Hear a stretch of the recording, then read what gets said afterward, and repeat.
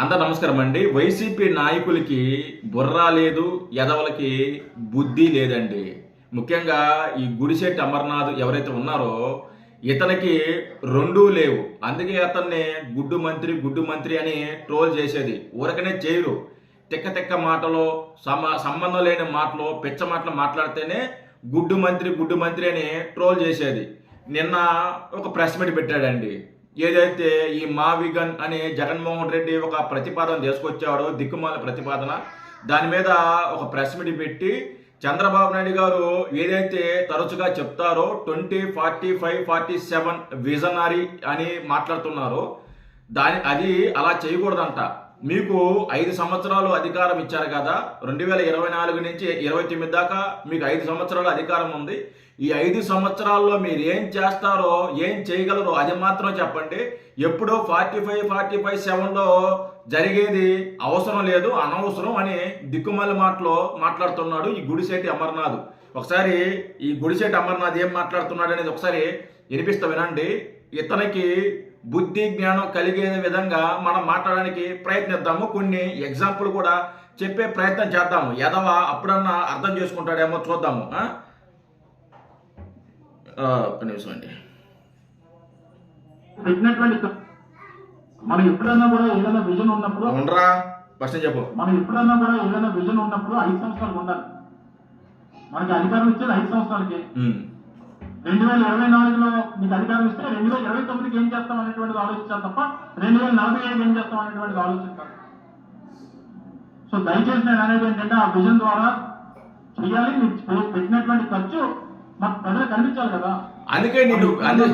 అందుకేరా నిన్ను గుడిశెట్టి ఎదవ అనేది ఊరకనే అనరు. ఇలాంటి దిక్కుమల్ల మాట్లాడితేనే గుడిశెట్టి ఎదవ అనేది. ఏది 5 సంవత్సరాల్లో మీకు అధికారం ఇచ్చారు కాబట్టి అది 5 సంవత్సరాల్లో మీరు ఏం చేస్తారో అది చేయాలా. ఏంటి ముందు జాగ్రత్త ఉండకూడదా, ముందు విజన్ ఉండకూడదా, ముందు ఆలోచన ఉండకూడదా? ఎదవా నీకు కొన్ని ఎగ్జాంపుల్ చెప్తారా ఎదవా?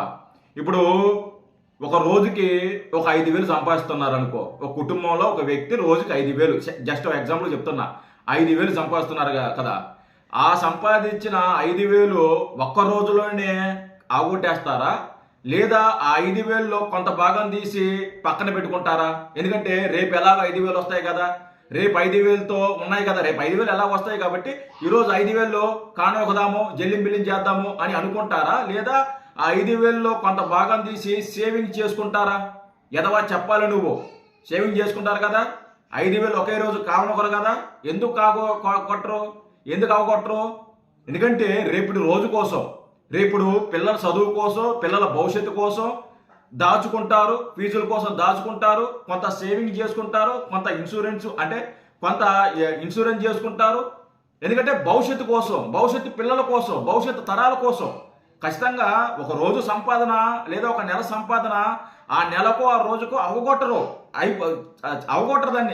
దాన్ని జాగ్రత్త చేసుకుంటారు. ఎందుకంటే ముందు జాగ్రత్త, ముందు విజన్, రేపటి రోజు కోసం. అలాగే ఒక ఇల్లు కడుతున్నారండి, ఒక వ్యక్తి ఒక ఇల్లు కడుతున్నారు.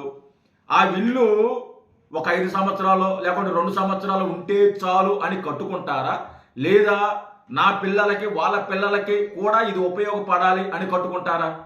చెప్పాలా? మరి మీరే చెప్పాలి. ఇప్పుడు ఒక ఇల్లు కట్టుకుంటున్నారండి ఒక వ్యక్తి, అది 2 సంవత్సరాలు ఉంటే చాలు అని కట్టుకుంటాడా, లేదా వాళ్ళ పిల్లలు కూడా ఆ ఇంట్లోనే ఉండాలి అని ముందు జాగ్రత్తతో స్ట్రాంగ్గా కట్టుకుంటారా? 5 సంవత్సరాలకు 2 సంవత్సరాలకు కట్టుకోరు కదా ఇల్లు.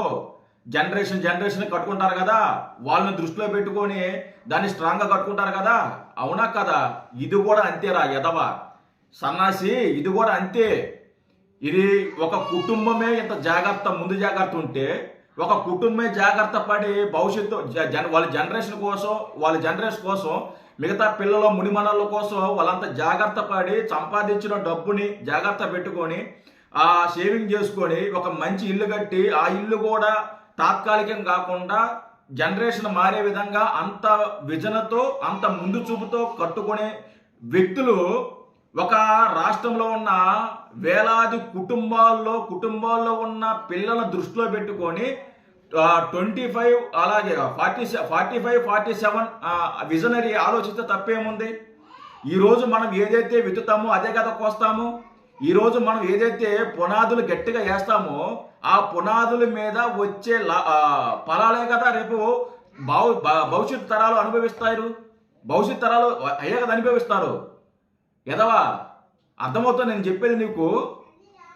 ఏదైనా ఒక పని చేసినా, ఏదైనా ఒక బలమైన పని చేస్తున్నామంటే అది ఈ రోజుకో, రేపటికో, 2 రోజులకో, 3 రోజులకో లేదా సంవత్సరానికో ఆలోచించి ఆ పని చేయరు. ఇది తరతరాలు ఉండేటట్టు వచ్చే జనరేషన్కి, రాబోయే జనరేషన్కి వాళ్ళు కూడా దీన్ని ఉపయోగించుకోవాలి. వాళ్ళని దృష్టిలో పెట్టుకొని మనం ఒక పని చేస్తాము. చంద్రబాబు నాయుడు గారు కూడా అదే చేస్తున్నారు రా వెధవ. చంద్రబాబు నాయుడు గారు కూడా అదే చేస్తున్నారు. 2045, 47 విజన్ అనేది ఏదైతే ఉందో అది రేపటి తరాల కోసం, రేపటి భవిష్యత్తు కోసం, రాబోయే జనరేషన్ పిల్లల కోసం. ఆనాడు చంద్రబాబు నాయుడు గారు 2020 విజన్ అని హైదరాబాద్ని సైబరాబాద్గా మారిస్తే విజన్ 2020 అంటే చాలామంది ట్రోల్ చేశారు. ఇప్పుడు ఏమైంది? అదే విజన్ 2020 ఈరోజు హైదరాబాదుకి ఒక మహానగరంగా ఉపయోగపడింది. ఆ రోజు చంద్రబాబు నాయుడు గారు నాకు 5 సంవత్సరాలు ఇచ్చారు కదా, నేను 5 సంవత్సరాలకి ఈ పని చేస్తాను అని 5 సంవత్సరాల పాటు అలాగే కూర్చొని ఉంటే ఈరోజు సైబరాబాదు, హైదరాబాదు అంత డెవలప్ అయ్యేదే కాదు. అంత డెవలప్ అయిందంటే ముందు జాగ్రత్త, ముందు విజన్, ముందు చూపు అనేది ఒకటి ఉండాలి. ఆ ముందు చూపు ఆలోచించారు కాబట్టి ఈరోజు హైదరాబాదు ఇంత అద్భుతంగా తయారైంది. దానికి కారణం చంద్రబాబు నాయుడు గారు. ఆయన తీసుకొచ్చిన 2020 విజన్. ఎదవా తెలుసుకొని మాట్లాడు. ఏదో నోటుకొచ్చినట్టు మాట్లాడటం కాదు, తెలివితో ఆలోచించి మాట్లాడు. 5 సంవత్సరాల్లో నువ్వు ఏం చేస్తావో అదే చేయంటే 5 సంవత్సరాల్లో ఎవరు ఏమి చేయరు. మీరు చేస్తారు 5 సంవత్సరాల్లో 3 ముక్కలట అని, లేకుంటే ఇంకోటి అని చేస్తారు. కానీ చంద్రబాబు నాయుడు గారు అలా కాదు.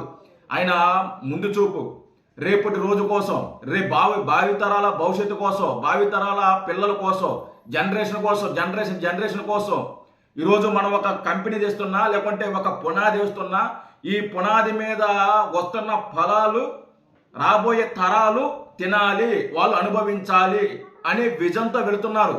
దిక్కుమాలేదవా సిగ్గు శరమందరానికి మాట్లాడడానికి. అందుకే నిన్ను గుడ్డు మంత్రి అనేది ఊరకే అనరు.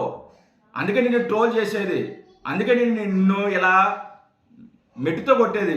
యాదవ ఎక్కడ తయారయ్యారా స్వామి మీరంతా? పని బాటలేని ఎదవలందరూ ఆయన వైసీపీలోనే ఉన్నారు కదరా. ఒరే ఒక పక్క నిన్ను గుడ్డు మంత్రి అని చెప్పి నిన్ను ట్రోల్ చేస్తుంటే, అధికారంలో ఉన్నప్పుడు మంత్రిగా ఉన్నప్పుడు నువ్వు మాట్లాడిన దిక్కుమాలిన మాటలకే ఇప్పటికీ నిన్ను ట్రోల్ చేస్తున్నారు. అయినా సరే మనకు సిగ్గు శరం లేకుండా మళ్ళీ మనం అదే మాటలు మాట్లాడతాము, మనం అదే తరహాలో మాట్లాడతాము, మేము అదే చేస్తాము అంటారు. సిగ్గు శరం వదిలేసి ఇలాంటి మాటలు మాట్లాడబెట్టే కదా మిమ్మల్ని తరిం కొట్టింది. అయినా కానీ సిగ్గు లేకుండా అదే మాట మాట్లాడుతున్నారు, బుద్ధి లేకుండా.